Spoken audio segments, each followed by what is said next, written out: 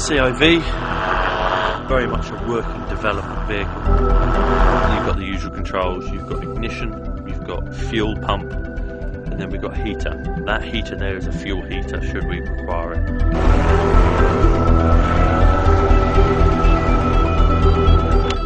On the left you've got the throttle, move the lever into a position, then we've got full throttle. On the other side we have the pitch of the blades. We just move the prop forward and then back.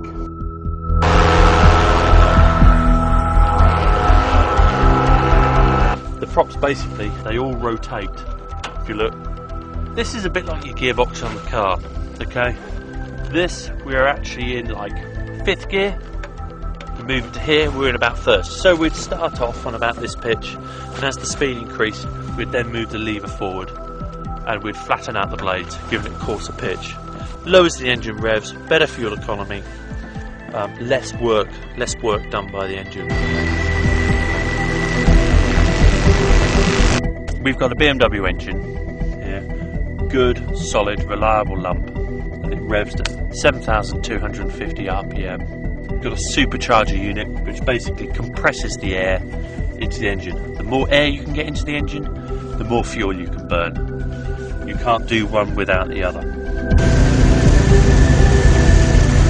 We've got at the front, if we've got the suspension, okay, it all moves via this pin here. This pivots just like a normal suspension.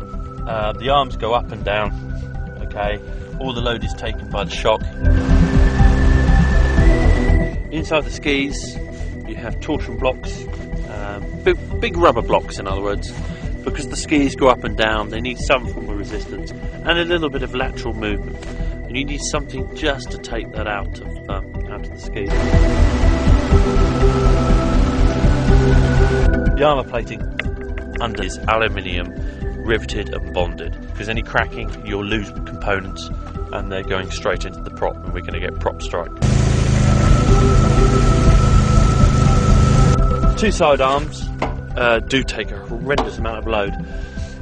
They're also aluminium, they're welded and they've been heat treated, x-rayed. They're about as flawless as you can get. As objects hit the front of the ski, the load is transmitted this way. Suspension goes up, push rod goes in, and that acts against, again, the same as the front, a spring and dampener.